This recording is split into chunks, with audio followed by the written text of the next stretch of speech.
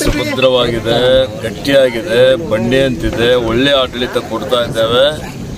ಮತ್ತೆ ಇನ್ನೂ 3 ವರ್ಷ ಉತ್ತಮವಾದಂಥ ಆಡಳಿತ ಕೊಟ್ಟು 2028ರಲ್ಲಿ ಮತ್ತೆ ಕಾಂಗ್ರೆಸ್ ಪಕ್ಷದ ಸರ್ಕಾರ ಕರ್ನಾಟಕ ರಾಜ್ಯದಲ್ಲಿ ಬರ್ತದೆ.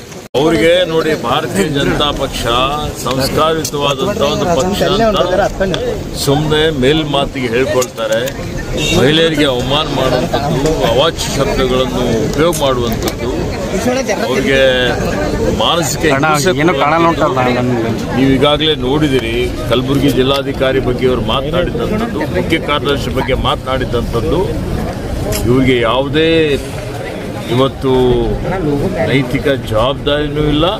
ಮತ್ತು ಇಂಥವ್ರ ಮೇಲೆ ಕಾನೂನು ಕ್ರಮನೂ ಆಗಬೇಕು. ಮತ್ತು ಇಂಥ ಜನಪ್ರತಿನಿಧಿಗಳು ವಿಧಾನಸಭೆಯಲ್ಲಿ, ವಿಧಾನ ಪರಿಷತ್ತಿನಲ್ಲಿ ಇರಕೂಡದು ಅನ್ನುವಂಥ ಮಾತನ್ನು ಹೇಳಲಿಕ್ಕೆ ಬಯಸ್ತಾರೆ. ಸುಭದ್ರವಾಗಿದೆ, ಗಟ್ಟಿಯಾಗಿದೆ, ಬಂಡೆ ಅಂತಿದೆ, ಒಳ್ಳೆ ಆಡಳಿತ ಕೊಡ್ತಾ ಇದ್ದೇವೆ. ಮತ್ತೆ ಇನ್ನೂ 3 ವರ್ಷ ಉತ್ತಮವಾದಂಥ ಆಡಳಿತ ಕೊಟ್ಟು 2028ರಲ್ಲಿ ಮತ್ತೆ ಕಾಂಗ್ರೆಸ್ ಪಕ್ಷದ ಸರ್ಕಾರ ಕರ್ನಾಟಕ ರಾಜ್ಯದಲ್ಲಿ ಬರ್ತದೆ. ಅವರಿಗೆ ನೋಡಿ, ಭಾರತೀಯ ಜನತಾ ಪಕ್ಷ ಸಂಸ್ಕಾರಯುತವಾದಂಥ ಒಂದು ಪಕ್ಷ ಅಂತ ಸುಮ್ಮನೆ ಮೇಲ್ಮಾತಿಗೆ ಹೇಳ್ಕೊಳ್ತಾರೆ. ಮಹಿಳೆಯರಿಗೆ ಅವಮಾನ ಮಾಡುವಂಥದ್ದು, ಅವಾಚ್ಯ ಶಬ್ದಗಳನ್ನು ಉಪಯೋಗ ಮಾಡುವಂಥದ್ದು, ಅವರಿಗೆ ಮಾನಸಿಕ ನೀವು ಈಗಾಗಲೇ ನೋಡಿದಿರಿ.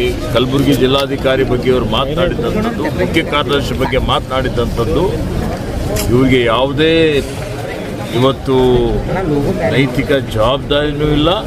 ಮತ್ತು ಇಂಥವ್ರ ಮೇಲೆ ಕಾನೂನು ಕ್ರಮನೂ ಆಗಬೇಕು. ಮತ್ತು ಇಂಥ ಜನಪ್ರತಿನಿಧಿಗಳು ವಿಧಾನಸಭೆಯಲ್ಲಿ, ವಿಧಾನ ಪರಿಷತ್ತಿನಲ್ಲಿ ಇರಕೂಡದು ಅನ್ನುವಂಥ ಮಾತನ್ನು ಹೇಳಲಿಕ್ಕೆ ಬಯಸ್ತಾರೆ.